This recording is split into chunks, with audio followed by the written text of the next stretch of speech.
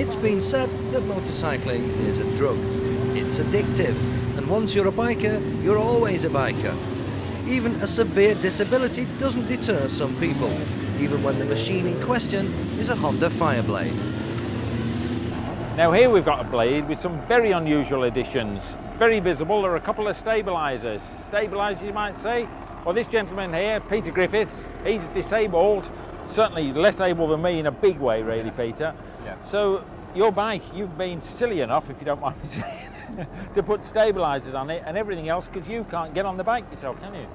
Yeah, I can actually get on, it's just riding it once I'm on it is the problem. Yeah. I broke my back in a bike accident 10 years ago, so my paralysis is complete from the chest level. So the main difficulty in running the bike was to get the gear shifter up onto the handlebars, which is the switch on the right-hand bar. Right. To get the rear brake lever beneath it and have a switch on the left-hand bar ahead of the switch gear, which operates the stabiliser mechanism. Yeah. So I... So you retract these like a plane's undercarriage once you're on the road? Exactly like that, yes. So once I'm underway, let the clutch out in first gear, reach about 6-7 miles an hour, flick the switch to retract them, and just ride like any other solo bike until it's time to stop again. And what about your foot? Well, they're not foot pegs, they're like foot shoes, aren't they, really? They are, because the other problem is I have no control over my lower limbs, so my legs won't stay on the bike. So I put my toes into a secure toe cap, socket, yeah. And there's a locking pin which locates in the heel of my boots, which have been specially made. So my legs can't come off, I can't fall off, and I'm safe and secure. Good, great. Or as safe and secure as I can be. And what happens at the end of your ride? What do you do then? How do you get off it then? Well, when I get off, it's not too bad getting off into the wheelchair, but except I can't feel when I land on the wheelchair. So I need somebody standing behind holding it to make sure I don't land on the tarmac.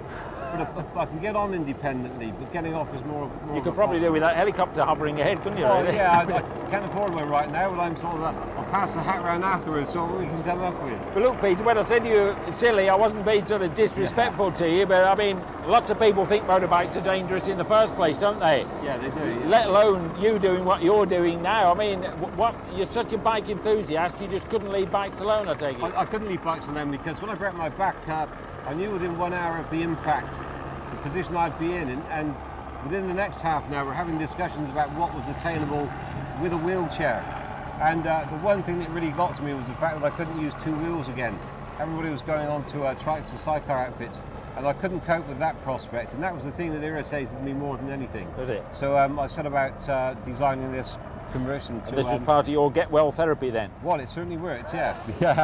One last thing, what made you pick the blade then? Because you had your accident on a Yam, didn't you? Yeah, I had my accident on an FZR 1000X up. I bought that in '89. And it's not very scientific, but whatever bike did well in the Isle of Man Production TT, I thought, well, if it's tough enough, and durable enough to manage that, then that'll do for me. So in '89 it was the X-Up, and in '95 it was the Blade, hence the Blade. Excellent. They're pretty reliable anyway. I mean, that's around the world blades clocked 175,000, so I've got about 173.5 to go, so it should see me out. Excellent. Well, good trips for you anyway. Yeah, Cheers. thanks very much.